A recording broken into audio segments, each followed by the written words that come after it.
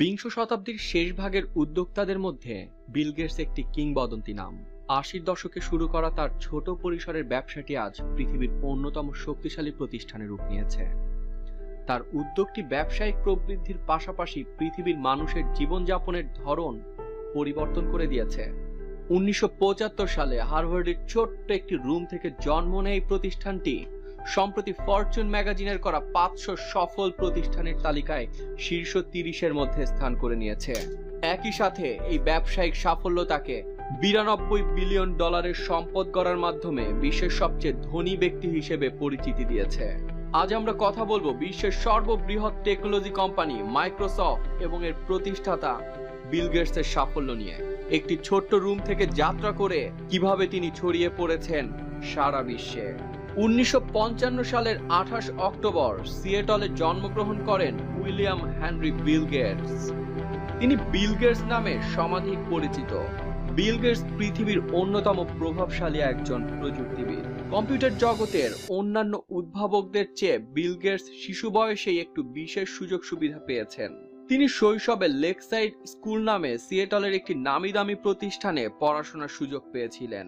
এই স্কুলে ছাত্রছাত্রীদের তৎকালীন কম্পিউটারের সাথে পরিচিত হবার যথেষ্ট সুযোগ দেওয়া হতো। গেটস খুব দ্রুতই নতুন এই কম্পিউটার সিস্টেমের প্রেমে পড়ে যান এবং ঘন্টার পর ঘন্টা সময় দিতেন বেসিক ল্যাঙ্গুয়েজ ব্যবহার করে প্রোগ্রামিং শেখার পেছনে।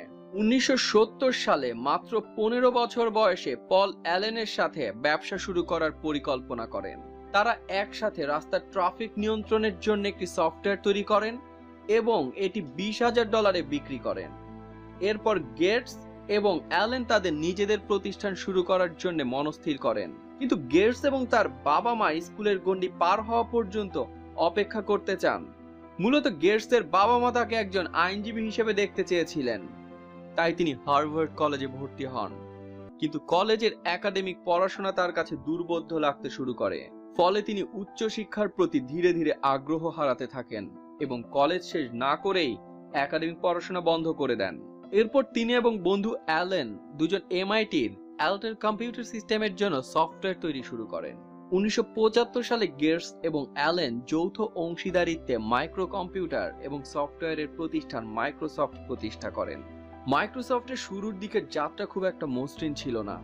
যদিও মাইক্রোসফট অ্যাল্টার কম্পিউটারের জন্য তৈরি করা বেসিক সফটওয়্যার প্রোগ্রাম থেকে নির্দিষ্ট পরিমাণ অর্থ ও সত্ত্ব পেত, কিন্তু এটা চুক্তিভিত্তিক ছিল না। সে সময় অ্যাল্টার কম্পিউটারে বেসিক ব্যবহারকারীদের মধ্যে কেবল 10% মানুষ টাকা দিত। মাইক্রোসফটের এই সফটওয়্যারটি কম্পিউটার প্রেমীদের মধ্যে জনপ্রিয় হয়ে ওঠে, যার ফলে অনেকেই তাদের পাওয়া প্রি মার্কেট কপিকে নতুন করে তৈরি করে বিনামূল্যে বাজারজাত করে। বিল গেটস এই বিষয়টিতে খুশি ছিলেন না। তিনি লাইসেন্স পলিসি আনার পরিকল্পনা করলেন, কিন্তু সেই সময় বেশিরভাগ কম্পিউটার প্রেমী মানুষ এটির জন্য অর্থ দিতে রাজি ছিলেন না। তারা বিনামূল্যে সফটওয়্যার পেতে আগ্রহী, কেননা তারা বিনামূল্যে সফটওয়্যার পেলে যে কারোর সাথে শেয়ার করতে পারবেন। বিল গেটস একটু ভিন্নভাবে চিন্তা করলেন। তিনি দেখলেন বিক্রির উদ্দেশ্যে তৈরি সফটওয়্যারগুলো বিনামূল্যে দিলে চুরি হবার আশঙ্কা থাকে। ১৯৭৬ সালের ফেব্রুয়ারি মাসে গেটস সকল কম্পিউটার প্রেমীদের কাছে একটি খোলা চিঠি লেখেন। এখানে তিনি বলেন, বিনামূল্যে সফটওয়্যার বিতরণ ও ব্যবহার ভালো ভালো নতুন সফটওয়্যার তৈরিতে অনুৎসাহিত করে, কেননা এর ফলে ডেভেলপারদের শুধু সময় অপচয় হয়, পাশাপাশি নতুন সফটওয়্যার তৈরিতে তাদের আগ্রহ কমে যায়। তার এই খোলা চিঠিটি খুব একটা সাড়া ফেলতে পারেনি, কিন্তু গেটস তার সিদ্ধান্তে অনড় থাকলেন। তিনি নতুন কিছু উদ্ভাবনের মধ্য দিয়ে একটি অদ্ভুত সংস্কৃতির বলয় ভাঙতে চাইলেন। MITS এর প্রেসিডেন্ট এড রবার্টসের সাথে বিল গেটসের বিদ্বেষপূর্ণ সম্পর্ক ছিল। এই বিদ্বেষের মূল কারণ ছিল সফটওয়্যার ডেভেলপমেন্ট ও ব্যবসা পরিচালনা। রবার্টের কাছে গেটস ছিলেন খুব বিরক্তিকর একজন ব্যক্তিত্ব। ১৯৭৭ সালে রবার্ট MITS কে অন্য একটি কম্পিউটার কোম্পানির কাছে বিক্রি করে দেন এবং জর্জিয়াতে একটি মেডিকেল কলেজে যুক্ত হওয়ার মধ্য দিয়ে ডাক্তারি পেশা শুরু করেন। গেটস ও অ্যালেন অ্যাল্টারের জন্য তৈরি করা সফটওয়্যারের সত্ত্ব ধরে রাখতে MITS এর নতুন মালিককে আইনত অভিযুক্ত করেন।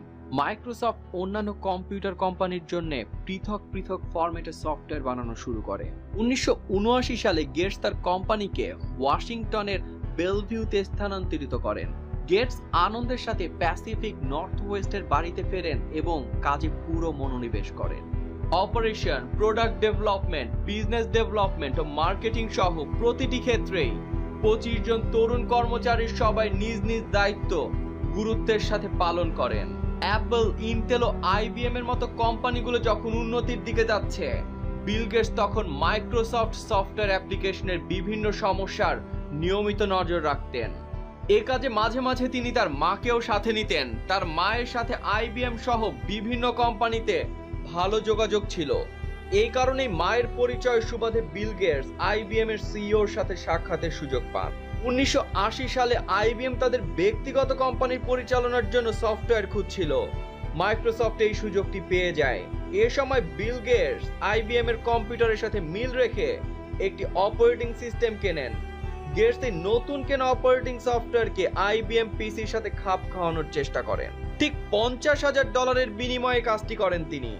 অন্যদিকে তার তৈরি সফটওয়্যারের জন্য তিনি একই মূল্যের অর্থ পান। আইবিএম এই সফটওয়্যারের সোর্স কোড কিনতে চায়, যা তাদের অপারেটিং সিস্টেম সম্পর্কে অবগত করবে। গেটস বিক্রিতে আপত্তি জানান এবং আইবিএম এর কাছে বিক্রি করা সফটওয়্যারের প্রতিটি কপির জন্য আলাদা আলাদা লাইসেন্স ফি দাবি করেন। এর ফলে মাইক্রোসফট তাদের সফটওয়্যারের লাইসেন্স পায়। তারা এটিকে নাম দেয় MS-DOS। 1979 থেকে 1981 সালের মধ্যে মাইক্রোসফটের ব্যবসা বিপুলভাবে ছড়িয়ে পড়ে। কর্মীর সংখ্যা 25 থেকে 128-এ চলে যায়। আয় $2.5 মিলিয়ন থেকে $16 মিলিয়ন পৌঁছায়। মাইক্রোসফটের জনপ্রিয়তা বৃদ্ধির ফলে স্টিভ জবসের অ্যাপলের সাথে প্রযুক্তিগত অনেক বিষয় নিয়ে গেটস হুমকির সম্মুখীন হন। যদিও অ্যাপল ও মাইক্রোসফট শুরুর দিকের অনেক উদ্ভাবনে যৌথভাবে কাজ করেছিল। 1981 সালে অ্যাপল ম্যাকিনটশ কম্পিউটারের সফটওয়্যার তৈরির জন্য মাইক্রোসফটকে আমন্ত্রণ জানান। এই কাজ করার অভিজ্ঞতা মাইক্রোসফটকে উইন্ডোজ অপারেটিং সিস্টেমের বিপুল পরিবর্তন আনতে সাহায্য করে। তারা মাউস ব্যবহার করে গ্রাফিক্স ইন্টারফেসের মাধ্যমে লেখা ও ছবি পর্দায় দেখাতে সক্ষম হয়। বিল গেটস বুঝতে পারলেন এই ধরনের কাজ MS-DOS কে সবার সামনে জাহির করতে পারবে। তিনি ধারণা করলেন ম্যাকিনটশ সিস্টেমের VC কপস এর থেকে ভালো গ্রাফিক দিতে পারলে প্রতিযোগিতায় টিকে থাকা সহজ হবে। এই কারণে গেটস একটি বিজ্ঞাপন ক্যাম্পেইন করেন এবং সেখানে মাইক্রোসফটের উচ্চতর গ্রাফিক্সের ব্যাপারে সবাইকে জানান। এটার নাম দেন মাইক্রোসফট এবং MS-DOS সিস্টেমে তৈরি সব সফটওয়্যার এতে চলবে বলে আশ্বস্ত করেন। মূলত এটি একটি ভুয়া ঘোষণা ছিল, কারণ সে মুহূর্তে মাইক্রোসফটের এমন কোনো প্রোগ্রাম প্রক্রিয়াধীন ছিল না। কিন্তু এই ঘোষণার কারণে বাজারের 30% কম্পিউটার MS-DOS সিস্টেমের অধীনে চলে যায় এবং তারা অপারেটিং সিস্টেম চেঞ্জ না করে মাইক্রোসফটের সফটওয়্যারের জন্য অপেক্ষা করতে থাকে। যেহেতু সবাই অপারেটিং সিস্টেম পরিবর্তন করছে না, তাই VC কপস ডেভেলপের পরিকল্পনা চলে। কিন্তু ডেভেলপাররা এই প্রোগ্রামের কোড নিয়ে কাজ করতে চায় না, যার ফলে 1985 সালে VC কপস নিয়ে উদ্দীপনা কমে যায়। ঠিক সে বছরই ঘোষণার 2 বছর পর মাইক্রোসফট বাজারে উইন্ডোজ নিয়ে আসে। সে সময় মাইক্রোসফটের কোনো প্রতিদ্বন্দ্বী ছিল না। 1986 সালে মাইক্রোসফট পুঁজিবাজারে প্রবেশ করে এবং একটি শেয়ার $21 বিক্রি করে। এটি কোম্পানির 45% শেয়ার ধরে রাখে এবং বিল গেটস 31 বছর বয়সে মিলিয়নিয়ার বনে যান। 1994 সালের 1 জানুয়ারি বিল গেটস মাইক্রোসফটের প্রোডাক্ট ম্যানেজার মেলিন্ডাকে বিয়ে করেন। মেলিন্ডার প্রভাবেই বিল গেটস অন্যান্য চ্যারিটি ওয়ার্কে যুক্ত হন। 1999 সালে পুঁজিবাজারে মাইক্রোসফটের শেয়ারের দাম প্রায় 8 গুণ বেড়ে যায়। এর ফলে বিল গেটস $101 ট্রিলিয়ন মালিক হয়ে যান। 2000 সালে স্ত্রী মেলিন্ডাকে নিয়ে মেলিন্ডা গেটস ফাউন্ডেশন প্রতিষ্ঠা করেন। শুরুতেই এটি $28 বিলিয়ন ফান্ডিং পায়। এই বছরই গেটস মাইক্রোসফটের প্রতিটি কাজের নিবিড় তদারকি শুরু করেন। তিনি তার বন্ধু স্টিভ বেলমারকে মাইক্রোসফটের সিইও নিযুক্ত করেন। গেটস তার দক্ষতার কারণে সফটওয়্যার ইন্ডাস্ট্রির প্রোডাক্ট ডেভেলপমেন্ট থেকে কর্পোরেট স্ট্র্যাটেজি দেখেছেন। তারপর তিনি একটি প্রোফাইল তৈরির মাধ্যমে জানতে চেয়েছেন কোন কাজ কিভাবে সম্ভব। এই গুণের কারণে তিনি 1990 ও 2000 সালে মাইক্রোসফট চালাতে গিয়ে কিছু ভুল করলেও তা পুষিয়ে নেন। তিনি এখন বিশ্বের সবচেয়ে সম্পদশালী ব্যক্তি। উচ্চাভিলাষী আর দীর্ঘমেয়াদী পরিকল্পনার মধ্য দিয়ে আর্থিকভাবে স্বাবলম্বী হওয়ার এক উজ্জ্বল দৃষ্টান্ত তিনি। নিজ চেষ্টায় অর্জিত বিপুল সম্পদ সন্তানদের জন্য রেখে যাবেন না বিল গেটস ও তার স্ত্রী মেলিন্ডা গেটস। গেটস দম্পতি বিল অ্যান্ড মেলিন্ডা গেটস ফাউন্ডেশনের গুরুত্বপূর্ণ দুটি ব্যক্তি। ব্যক্তিগত সম্পদ মূলত এই ফাউন্ডেশনের মাধ্যমেই ব্যয় করা হয়। 2012 সালে বৈশ্বিক বিভিন্ন সমস্যার সমাধানে $190 কোটি দান করেন এই দম্পতি। বিশ্বব্যাপী মানুষকে মশার উপদ্রব থেকে রক্ষা করা সহ জন্ম নিয়ন্ত্রণ ব্যবস্থা আরো জোরদারে দাতব্য সংস্থা হিসেবে Bill and Melinda Gates foundation পরিচিত। গেটস পরিবার গত কয়েক বছরে প্রায় $2,800 কোটি দাতব্য কাজে ব্যয় করেছেন। গেটস দম্পতিদের মতে সন্তানদের ভবিষ্যতের কথা বিবেচনা করে বিপুল ধন সম্পদ রেখে যাওয়ার কোনো অর্থ হয় না। এটি তাদের জন্য উপকারী নাও হতে পারে। ধন সম্পদ নিজের মতো করে পথ চলতে প্রতিবন্ধকতা সৃষ্টি করে।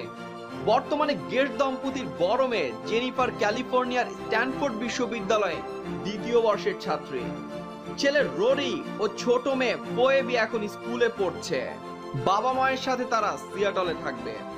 গেটসের সম্পদ দাতব্য কাজে দানের সিদ্ধান্তকে স্বাগত জানিয়েছেন তাদের 3 সন্তান। বাবা মায়ের এমন মহৎ সিদ্ধান্তের কারণে তারা গর্বিত।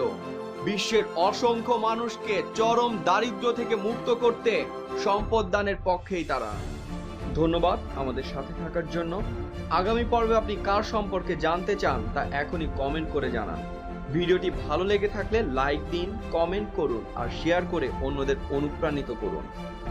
আর প্রতিদিন সকালে একটি অনুপ্রেরণামূলক বাক্য দিয়ে দিন শুরু করতে এখনই লাইক দিয়ে আসুন আমাদের ফেসবুক পেজ 5 ফিঙ্গার্স মোটিভেশনে। সাফল্য লাভে সব সময় আপনার পাশে আছে 5 ফিঙ্গার্স মোটিভেশন।